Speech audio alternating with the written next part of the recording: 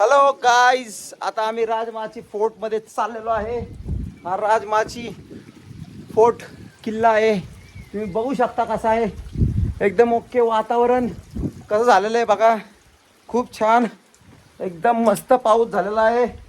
मस्त एकदम ओके. थोडा खडकाळ रोड आहे त्यामुळं आपल्याला खाली बघून चालावं लागतंय. मस्तपैकी असं वातावरण झालेलं आहे.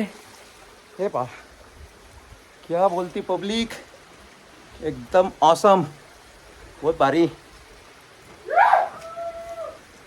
यस, ओके, मस्त.